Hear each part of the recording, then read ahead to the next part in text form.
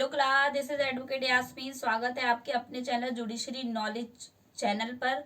तो आज हम जानने वाले हैं बहुत इंटरेस्टिंग टॉपिक, जो कि आप अगर लॉ स्टूडेंट हैं तो आपके लिए ज़रूरी है, या फिर आप एडवोकेट हैं तो आपके लिए ज़रूरी है, या फिर आप एक लेमैन हैं तो भी आपके लिए बहुत ज़रूरी है। ठीक है, तो इस वीडियो को एंड तक देखिएगा। उससे पहले मैं आपको बता देना चाहती हूँ कि अगर आप लॉ के लिए तैयारी कर रहे हैं या कोई पर्टिकुलर लॉ पढ़ना है आपको, या फिर AIB 20 की तैयारी करना चाहते हैं मेरे साथ, तो आप मेरे दिए हुए नंबर पर कॉल कर सकते हैं ज़्यादा जानकारी के लिए।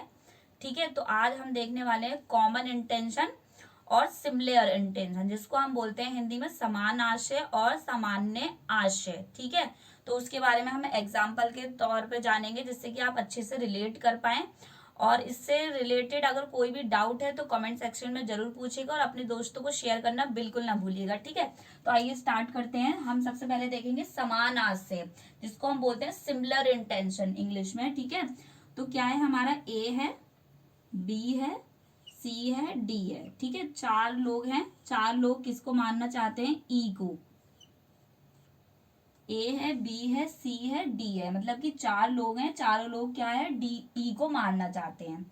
ई को मानना जो चाहते हैं, इनका क्या हुआ, मतलब इंटेंशन जो है, मृत्यु क्या है, ई की मृत्यु है हमारी ई की।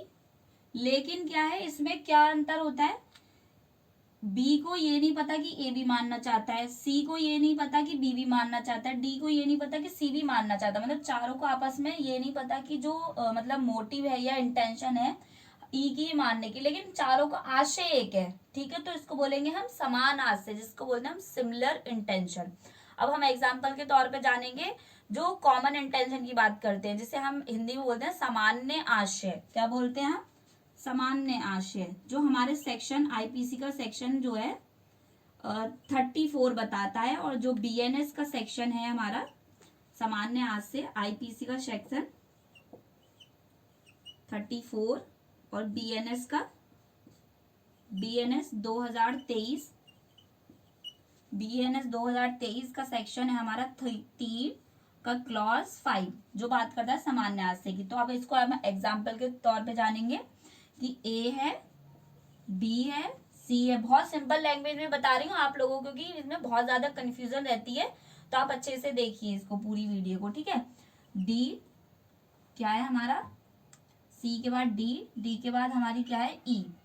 तो ये क्या है, ये भी चारों लोग क्या है, ई को मानना चाहते हैं, ई को मानना चाहते हैं। लेकिन इसमें क्या अंतर होता है कि बी को भी पता है, अच्छा ए मानना चाहता है, सी को भी पता है कि बी भी मानना चाहता है, डी को भी पता है कि सी मानना चाहता है। मतलब कि आपस में जो चारों लोग हैं उनका जो है पूर्ण जो है सुनियोजित योजना, जिसको हम बोलेंगे प्री प्लान। मतलब चारों का प्री प्लान है कि भाई हम जो है ई को मानना चाहते हैं, अच्छा तुम ये करना या तुम ये करना, इस तरह से मदद करना, मतलब चाकू मारना या गेट खोलना उसको मानना है हमें। ठीक है, तो इस तरह से क्या होता है, यहाँ पर चारों के जो मस्तिष्क हैं वो मिले हुए हैं। मिले हुए हैं कैसे कि इन्होंने नियोजित कर लिया या पहले निर्धारित कर लिया कि आप इसको ऐसे करना, ई को तुम ऐसे पकड़ना, मैं चाकू मारूंगा, या इस तरह से। तो ये क्या हो गया, चारों चीजें, जो चारों व्यक्ति हैं यहाँ पर पूर्ण जो सुनियोजित है, जिसको हम बोल रहे हैं प्री प्लान, मतलब मस्तिष्क का मिलन। तो ये क्या हो गया हमारा कॉमन इंटेंशन, मतलब कि समान आशय। ठीक है, यहाँ पर चारों ही लायबल होंगे।